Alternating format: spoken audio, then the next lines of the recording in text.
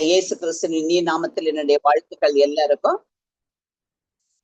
கல்கள் கூப்பிடும் நீ பேசாவிட்டால், இந்த கல்கள் கூப்பிடும் நீ பாடாவிட்டால், கல்கள் கூப்பிடும் நீ பேசாவிட்டால், இந்த கல்கள் கூப்பிடும் நீ பாடாவிட்டால், ஆபிரகாமின் புத்திரரின்றும் மறுதளித்தால், ஆபிரகாமின் புத்திரரின்றும் ஆண்டவரை மறுதளித்தால், கல்களால் தம் பிள்ளைகள் செய்ய வல்லவருண்டு தெரியுமா? கல்கள் கூப்பிடும் நீ பேசாவிட்டால், இந்த கல்கள் கூப்பிடும் நீ பாடாவிட்டால். அல்லேலூயா. மை நன்றியோடு மை ஸ்தோத்தரிக்கிற ராஜா, மை துதிக்கிற தகப்பனே. அப்பா, அநேக நாட்களுக்கு பிறகு ஆண்டவரே இந்த சிறு கூட்டத்துல அப்பா ஆண்டவரை இணைந்து உடைய நாமத்தை துதிக்க ஸ்தோத்தரிக்க ஆண்டவரே என் நேசரப்பா உடைய வார்த்தை பகிர கர்த்தர் அப்பா கொடுத்த அடியாள கொடுத்த நல்ல ஒரு தருணத்திற்காய் ஸ்தோத்திரம். இருக்கிற எங்கள் ஒவ்வொருவர் மீது உடைய கிருபை தங்கியிருக்கட்டும் அப்பா. எங்களுடைய இருதயங்களை சிந்தைகளையும் அப்பா நீர் ஆட்கொள்வீராக. பரிசுத்த ஆவியானவர் இடைப்படுவீராக. தடை செய்கிற பொருளாத ஆவிகள் விலகட்டும் இயேசுவின் நாமத்தில். அப்பா, தூக்கம் முதல் முடிவரை உடைய நிறைவான பிரச்சனைகளை தாங்கட்டும். துதி கன மகிமை யாவும் உமைக்கு எடுக்கிறோம். மீட்பர் இயேசு கிறிஸ்துவின் நாமத்தில் ஜெபிக்கிறேன் ஜீவனுள்ள பிதாவே, ஆமென் ஆமென். கர்த்தருடைய நாம மகிமைப்படும். இன்றைக்கு ஆண்டவரோடு பேசுகிற வார்த்தை லூக்கா எழுதின சுவிசேஷம் 11ஆம் அதிகாரம், அதுல 9, 10, 13 வசனங்கள். லூக்கா 11, 9, 10, 13. மேலும் நான் உங்களுக்கு சொல்லுகிறதாவது, கேளுங்கள் அப்பொழுது உங்களுக்கு கொடுக்கப்படும், தேடுங்கள் அப்பொழுது கண்டடைவீர்கள், தட்டுங்கள் அப்பொழுது உங்களுக்கு திறக்கப்படும். ஏனென்றால் கேட்கிறவன் எவனும் பெற்றுக்கொள்ளுகிறான், தேடுகிறவன் கண்டடைகிறான், தட்டுகிறவனுக்கு திறக்கப்படும். அடுத்தது 13 பாருங்க. பொல்லாதவர்களாகிய நீங்கள் உங்கள் பிள்ளைகளுக்கு நல்ல ஈவுகளை கொடுக்க அறிந்திருக்கும் போது, பரமபிதாவானவர் தம்மிடத்தில் வேண்டிக் கொள்ளுகிறவர்களுக்கு பரிசுத்த ஆவியை கொடுப்பது அதிக நிச்சயம் அல்லவா என்றார். அடுத்தது 21 அதே அதிகாரத்துல, ஆயுதம் தரித்த பலவான் தன் அரமனையை காக்கிற போது அவனுடைய பொருள் பத்திரப்பட்டிருக்கும். இன்னைக்கு காலையில நான் வேதம் வாசிச்சுட்டு ஆண்டவருடைய சன்னிதானத்துல உட்கார்க்கும் போது, அப்போ எனக்கு இந்த 2 வசனத்தின் மூலம் தான் ஆண்டவர் என்னோடு இடைப்பட்டார். நேற்றுக்கு நான் மெசேஜ் எல்லாம் ப்ரிப்பேர் பண்ணி வச்சுட்டேன். அப்போ இருந்தாலும் நான் காலையில ப்ரேயர் பண்ணும்போது, ஆண்டவரே இன்னைக்கு நீங்க என்ன வார்த்தை அதே கொடுக்கட்டா, இல்லை இன்னைக்கு ஏதாவது வேற வார்த்தை கொடுக்க போறீங்களான்னு சொல்லிட்டு அவருடைய சன்னிதானத்துல காத்து இருக்கும்போது தேவன் என்னோடு பேசிய வார்த்தைகள் இதுதான். ஒண்ணு பாருங்க, கேளுங்கள் அப்பொழுது உங்களுக்கு கொடுக்கப்படும். இந்த வார்த்தையை படிச்சதும் எனக்கு பயங்கர சந்தோஷம். ஏன் அப்படின்னா, கேட்கிறவன் எவனும் பெற்றுக்கொள்ளுகிறான், தேடுகிறவன் கண்டடைவான், தட்டுங்கள் அப்பொழுது திறக்கப்படும் சொல்லிட்டாரு. அப்ப இந்த சந்தோஷம் நம்ம கேட்க வேண்டியதான். சாதாரண நம்ம அப்படிதான் நினைப்போம். ஆண்டவர்கிட்ட பிரேயர்ல, ஆண்டவரே எனக்கு அது வேணும், நம்முடைய பெட்டிஷன்ஸ், நம்முடைய விண்ணப்பங்கள் நிறைய இருக்கும். டெய்லியும் நமக்கு நிறைய காரியங்கள் உண்டு. பிள்ளைகள் இன்னும் கல்யாணம் ஆகலைன்னா கல்யாணம் ஆகணும், ஆண்டவரே நல்லா படிக்கணும், அவங்களுக்கு குழந்தை பாக்கியம் இல்லைன்னா குழந்தை பாக்கியம் வேணும், இல்ல வீடு வாசல் இல்லைன்னா நமக்கு சொந்த வீடு வேணும், காரு வேணும், இப்படி எல்லாம் நம்முடைய விண்ணப்பங்கள் இருக்கலாம். 2வது, நோய்வாய்ப்பட்டிருந்தா நல்ல சுகம் என்னன்னு சொல்லிட்டு நம்ம வேண்டிக்கிறோம். அதெல்லாம் தப்பே கிடையாது. ஆனா இந்த வசனத்தை படிச்சுட்டே இருக்கும்போது திடீர்னு அந்த 13 படிச்சேன் பாருங்க. அப்பதான் பாருங்க, தமிழத்தில் கொள்ளுகிறதுக்கு பரிசுத்த ஆவியை கொடுப்பது அதிக நிச்சயம் அல்லவா என்றார். அப்போ ஆண்டவர் இந்த அதிகாரத்தை இந்த இடத்துல அவர் ஹைலைட் பண்றது என்னன்னா, பரிசுத்த ஆவியின் அபிஷேகம். அப்போ பரிசுத்த ஆவியானவர் எத்தனை முக்கியமா இருக்குன்னு நமக்கே தெரியுமாங்க.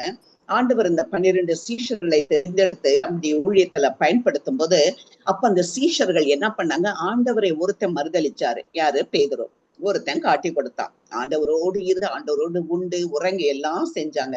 ஆனா ஏன் மறுதளிச்சாங்கன்னா, அவங்க ஒரு சாதாரண மீன் பிடிக்கிறவர்களா தான் இருந்தாங்க. அவர்களை ஆண்டவர் தெரிந்து கொண்டார். அந்த பரிசுத்த ஆவியானவர் வருகிற வரையிலும், அந்த அபிஷேகத்துல அவங்க நிறையப்படுகிற வரையில அவங்க எப்படி இருந்தாங்கன்னா, ஒரு சாதாரண மீன் பிடிக்கிறவர்களா தான் இருந்தாங்க. ஆண்டவர் தன்னுடைய ஊழியத்துக்கு அழைத்தார். ஆனா அந்த பரிசுத்த ஆவியானவருடைய நிறைவை பெற்றுக்கொண்ட பிறகுதான் அவங்க வந்து ஒரு அசாதாரணமாக மாறினார்கள் என்று நம்ம பார்க்கிறோம். அப்போஸ்தலர் 1:8 பார்ப்போமே. அப்போஸ்தலர் 1:8. பரிசுத்த ஆவி உங்களிடத்தில் வரும்போது நீங்கள் பலன் அடைந்து எருசலேமிலும் யூதேயா முழுவதிலும் சமாரியாவிலும் பூமியின் கடைசி பரியந்தமும் எனக்கு சாட்சிகளாய் இருப்பீர்கள் என்றார். அப்போ இந்த பரிசுத்த ஆவியானவரை தான் ஆண்டவர் ஹைலைட் பண்றாரு. இப்ப பாருங்களேன், நம்ம இருக்கிறோம், நமக்கு வந்து நம்ம வந்து ஒரு நம்மளுடைய பலன் சுய பலத்தினாலோ சுய ஞானத்தினாலோ சுய அறிவினால நம்மளால் ஒன்றுமே சாதிக்க முடியாது இல்லைங்களா? அப்போ ஆண்டவரை அறியாத காலத்துல நான் நினைப்பேன், நான் கொஞ்சம் நல்லா படிப்பேன், எப்பவுமே ஸ்கூல் ஃபர்ஸ்ட்.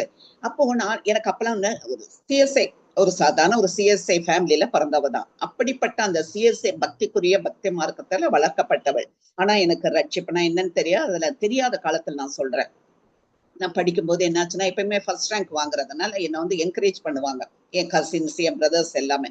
அப்போ நீ ஃபர்ஸ்ட் ரேங்க் வாங்கினா உனக்கு இந்த கிஃப்ட், இந்த பிரைஸ் அப்படின்னு எப்பவுமே நான் அவங்க கிட்ட கிஃப்ட் ரொம்ப எதிர்பார்ப்பேன். நான் நல்லா படிக்கிறேன், எனக்கு நல்ல ஞானம் கொடுத்திருக்காரு ஆண்டவர், அப்படிதான் நினைச்சினே ஒழிய ஆனா நான் ரட்சிக்கப்பட்ட பிறகுதான் இதெல்லாம் ஒண்ணுமே இல்லை. ஆண்டவருடைய அருள், ஆண்டவருடைய கிருபை இல்லாவிட்டா நம்முடைய சுய ஞானம் சுய பலத்தினால் ஒன்னும் செய்ய முடியாதுன்றதை தெரிந்து கொண்ட பிறகுதான் நான் ஐயோ நான் இப்படி எல்லாம் நினைச்சிருந்தேனே ஒரு காலத்துலன்னு சொல்லிட்டு நான் வெட்கப்பட்ட நாட்கள் உண்டு. அப்போ ஆண்டவர் பாருங்க இந்த இடத்துல நமக்கு என்ன சொல்றாருன்னா, பரிசுத்த ஆவியானவரின் அபிஷேகம். ரட்சிப்பு அப்படின்றது ஏதோ ஒரு நாள் நம்ம ரட்சிக்கப்பட்டுட்டோம், என்னைக்கோ நம்ம பாவத்துல இருந்து விடுதலை பெற்றுட்டோம், அது வந்து ஒன் டே ப்ராசஸிங் கிடையாது. அது வந்து கண்டினியூஸ் ப்ராசஸ். நம்மளுடைய மரணம் நம்மை அணுகுகிற வரையில அல்லது ஆண்டவருடைய வரையில நம்ம எடுத்துக்கொள்ளப்படுகிற வரையில், அந்த கடைசி வரையில இது வந்து ஒரு கண்டினியூஸ் ப்ராசஸ் அப்படின்றத நம்ம வந்து நம்புறோம் இல்லைங்களா? அப்போ இந்த பரிசுத்த ஆவியானவரின் அபிஷேகம் மிக மிக மிக அவசியம். அதே பாருங்க 21ஆம் வசனம் பாருங்க, ஆயுதம் தரித்த பலவான் தன் அரமனையை காக்கிற போது அவனுடைய பொருள் பத்திரப்பட்டிருக்கும். இப்போ ஒரு திருடன் வரான்னு வச்சுக்கோங்க, திருட வந்து சொல்லிட்டு வரானா, செல்வி சிஸ்டர் இன்னைக்கு நான் உங்க வீட்டுக்கு திருட வரேன், நாளைக்கு 10 மணிக்கு வரேன் அப்படின்னு சொல்லிட்டு வரான் இல்ல. அவன் வந்து வர நேரத்தையும் காலத்தையும் நம்ம யாருக்குமே தெரியாது. அப்ப ஆண்டவருடைய வருகையும் அந்த திருடன் வருகிற விதத்திற்கு ஒப்புமையாக சொல்லப்பட்டிருக்கிறது நம்ம எல்லாருக்கும் தெரியும். அப்போ அந்த திருடன் வரான் அப்படின்னும் போது இப்ப யாருன்னா சாத்தானை தான் பத்தி இது சொல்லுகிறது. பலவான், ஆயுதம் தரித்த பலவான் தன் அரமனையை காக்கிற போது அவனுடைய பொருள் பத்திரப்பட்டிருக்கும். அவனிலும் அதிக பலவான் வந்து அவனை மேற்கொள்வானே ஆகில். அப்ப அவன் நம்பி இருந்த சகல ஆயுத வர்க்கத்தையும் பறித்து கொண்டு அவனுடைய கொள்ளை பொருளை பங்குவான். பாருங்க, இப்ப பிசாசு என்ன பண்ணுவான் அப்படின்னா, பிசாசு வரும் சூழ்ச்சிகளை அவன் செய்யறான். அப்ப அந்த பிசாசை எதிர்த்து நிற்க நமக்கு என்ன வேணும்? ஆயுதம் வேணும். ஆயுதம்னா கத்தி, கொடுவா, அப்படிப்பட்ட ஆயுதம் இல்ல. எபேசியருக்கு வாங்க, எபேசியர் 6ஆம் அதிகாரம், அதுல 11 முதல் 18 வரைக்கும் வாசிப்போம். எபேசியர் 6ஆம் அதிகாரம் 11ல இருந்து 18 வரைக்கும்.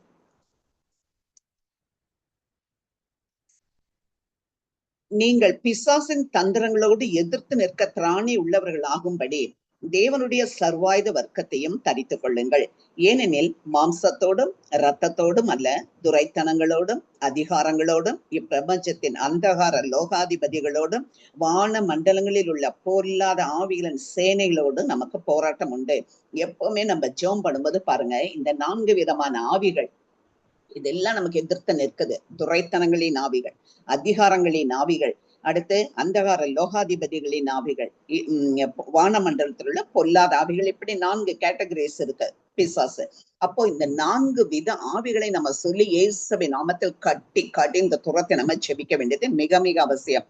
அப்போ அடுத்தது பாருங்க, ஆகையால் தீங்கு நாளிலே அவைகளை நீங்கள் எதிர்க்கவும் சகலத்தையும் செய்து முடித்தவர்களாய் நிற்கவும் திராணி உள்ளவர்கள் ஆகும்படிக்கு தேவனுடைய சர்வாயுத வர்க்கத்தையும் எடுத்துக்கொள்ளுங்கள். அப்போ இதெல்லாம் நம்ம எடுத்துக்கொள்ள வேண்டும். இது எல்லாமே இதனால ஜஸ்ட் வந்து ரீகால் பண்ற அவ்வளவுதான், சரிங்களா? சத்தியம் என்னும் கச்சையை உங்கள் அறையில் கட்டினவர்களாயும் நீதி என்னும் மார்க்கவசத்தை தரித்தவர்களாயும் சமாதானத்தின் சுவிசேஷத்திற்குரிய ஆயத்தம் என்ற பாதரட்சையை கால்களிலே தொடுத்தவர்களாயும் பொல்லாங்கன் எய்யும் அக்னி அஸ்திரங்களை எல்லாம் அவித்து போடத்தக்கதாய் எல்லாவற்றிற்கும் மேலாக விசுவாசம் என்னும் கேடகத்தை பிடித்து கொண்டவர்களாயும் நில்லுங்கள். ரட்சணம் என்னும் தலைச்சீராவையும் தேவ வசனமாகிய ஆவியின் பட்டயத்தையும் எடுத்துக்கொள்ளுங்கள். அப்போ எந்த சமயத்திலும் சகல விதமான வேண்டுதலோடும் விண்ணப்பத்தோடும் ஆவியினாலே ஜெபம் பண்ணி அதன் பொருட்டு மிகுந்த மன உறுதியோடும் சகல பரிசுத்தவான்களுக்காகவும் பண்ணும் வேண்டுதலோடும் விழிப்பண்ணுங்கள். ஆமென். அப்ப நம்ம என்ன பண்ணணும்னா இந்த சர்வாயுத வர்க்கம் டெய்லியும் நம்ம இதை கன்ஃபஸ் பண்ணணும் ஜபத்துல. அப்ப ஆண்டவரே இந்த சர்வாயுத வர்க்கத்தை தரித்து கொண்டு நான் எப்பொழுதும் தேவனுக்கு கீழ்ப்படியணும், பிசாசுக்கு எதிர்த்து நிற்கணும் அப்படின்னு நமக்கு ஆண்டவர் சொல்லி கொடுத்திருக்காரு. அப்போ இதை நம்ம கன்ஃபஸ் பண்ணி அறிக்கை பண்ணி பரிசுத்தாவில நிரம்பி ஜெபித்ததான் நம்ம என்ன பண்ண முடியும், பிசாசுக்கு எதிர்த்து நிற்க முடியும். பரிசுத்தாவின் அபிஷேகம், பரிசுத்த ஆவின் அனாய்ட்டி நமக்கு இல்லைன்னு வச்சுக்கோங்க, யாரையும் நம்ம எதிர்த்து நிற்க முடியாது. விசேஷமா பிசாசுக்கு நம்ம எதிர்த்து நிற்கவே முடியாது. அதனாலதான் நம்ம ஒவ்வொரு நாள் ஆண்டவர் சொல்றாரு, கடைசி நாட்களிலே தீங்கு நாட்களிலே நீங்கள் என்ன பண்ணணும்னா அவனுக்கு எதிர்த்து நிற்கும் உள்ளவர்கள் ஆகும்படி நீங்க சர்வாயுதத்தை தரித்து மிக மிக அவசியம். பாருங்க, நான் போன சனிக்கிழமை தான் நான் சேலம் இருந்தேன். நான் வருஷத்துக்கு ஒரு யூஸ்வலா இந்த மே மாசத்துல ஒரு get together prayer, fasting prayer, சகோதர சகோதரிகள் அவங்க பிள்ளைங்க அப்படி எல்லாமே சேர்ந்து பேர பிள்ளைங்க எல்லாமே சேர்ந்து ஒரு 2 days இல்லைன்னா 3 days ஃபாஸ்டிங் பிரேயர். எங்க அண்ணன் இறந்த பிறகு, அந்த பிரீத்தியோட அப்பா இறந்த பிறகு அந்த பிரேயர் ஸ்டாப் ஆயிடுச்சு. நானும் அங்க போறது இல்லை, நானும் அப்படி கொஞ்சம் பிஸி ஆயிடுச்சு. அப்போ போன அந்த காரியம் என் மனசுல உறுத்திக்கிட்டே இருந்துச்சு. ஆண்டவரே, இந்த வருஷத்துக்கு ஒன்ஸ் நம்ம எல்லாருமே கூடி ப்ரேயர் பண்ணுவோமே, இது தடைப்பட்டு போயிருச்சுன்னு சொல்லிட்டு நாங்க திரும்ப ஃபேமிலி மெம்பர்ஸ் எல்லாம் ஒரு கன்சல்ட் பண்ணி நான் டிசைட் பண்ணி இந்த மே மாசம் என்ன இன்வைட் பண்ணிருந்தேன். நான் போய்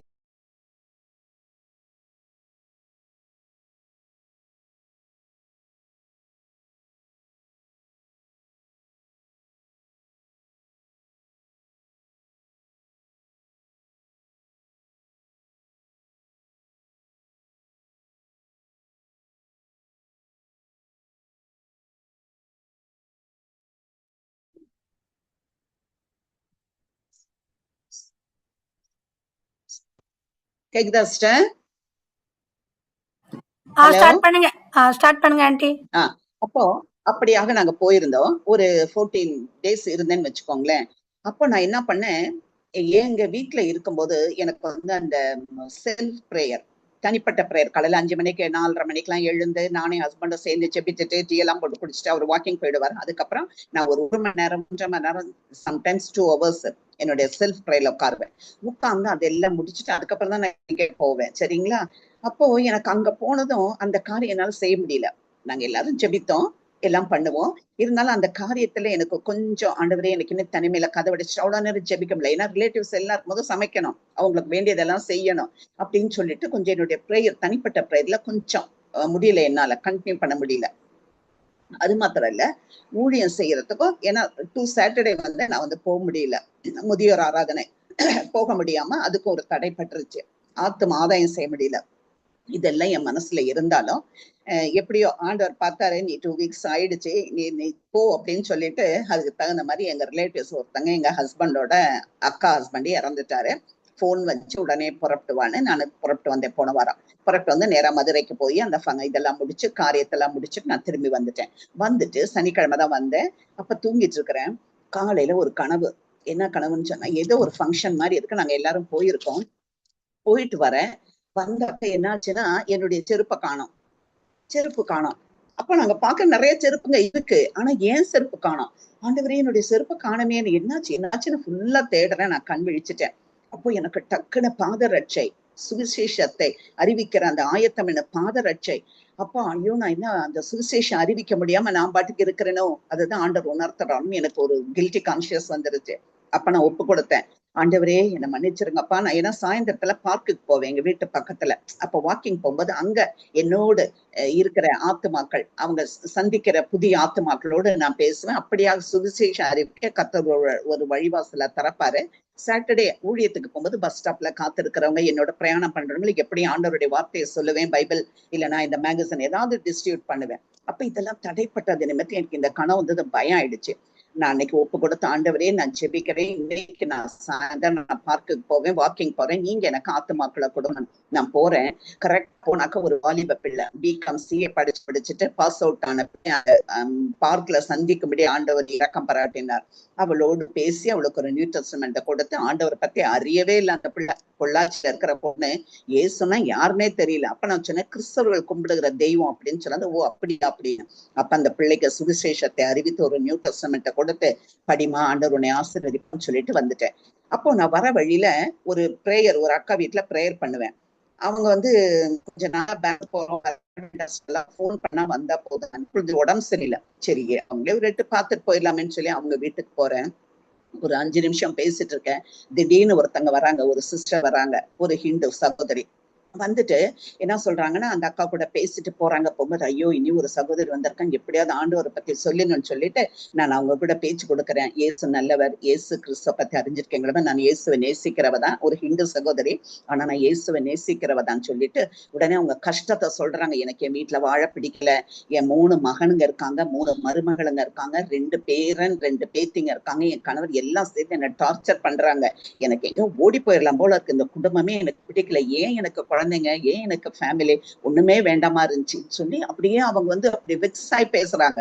அப்ப அவங்களோட நான் கொஞ்சம் அவங்களுக்கு எல்லாம் ஆறுதல் சொல்லி ஆண்டவருடைய வார்த்தையை சொல்லி, கர்த்தருடைய அன்பை அறிந்தவர்கள், அவங்க பிள்ளைங்க எல்லாம் கிறிஸ்டியன் கான்வென்ட்ல படிச்ச பிள்ளைங்க, ஆனா வீட்டுல பயங்கர எதிர்ப்பு. பைபிள் படிக்கவோ ஒரு டிவியில ஏதாச்சும் ஒரு கிறிஸ்தவ நிகழ்ச்சி பார்க்கவோ அவங்க யாரும் அனுமதிக்க மாட்டாங்க. அதனால அவங்க நெருக்கப்பட்ட நிலையில இருக்காங்க.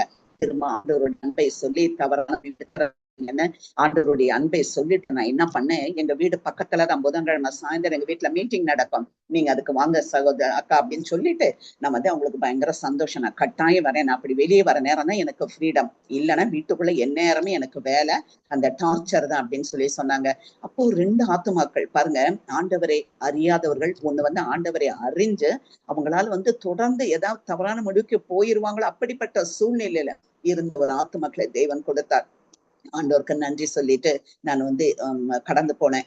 அப்போ தேவன் நம்ம ஆண்டவருடைய பிள்ளைகள் எப்பொழுதும் எப்படி இருக்கணும், சாத்தான் பாருங்க 24/7 எப்பொழுதும் பிஸியா தான் இருக்கான். நியூஸ் எல்லாம் பாப்பீங்கன்னு நினைக்கிறேன். சும்மா கொலையும் கற்பழிப்பும் இதுதான் நடந்துட்டு இருக்குது. ஏன் அப்படின்னா அவனுக்கு கொடுக்கப்பட்ட நாட்கள் முடிய போதுன்ற பயத்துல எத்தனை பேரை தன் பக்கம் இழுக்க முடியும், எத்தனை சிறுவர்கள் வாலிப பிள்ளைகளை இழுக்க முடியுமே, அவன் பயங்கரமா சுறுசுறுப்பா வேலை செஞ்சுட்டு இருக்கான்.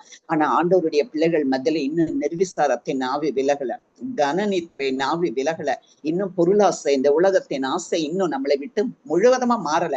அதனாலதான் நமக்கு இந்த நிர்விசாரம். ஆண்டவர் இன்னைக்கு நம்ம பார்த்து அங்கலாய்க்கிறார். அப்போ நம்ம ஆண்டவருடைய பிள்ளைகள் எப்பொழுதும் சுவிசேஷத்தை அறிவிக்க எப்படி இருக்கணும், நம்ம ஆயத்தமாக இருக்க வேண்டும் அப்படின்றதுக்காக நான் சொல்றேன். அப்ப பாருங்க, இன்னைக்கு இந்த ரோமர் 8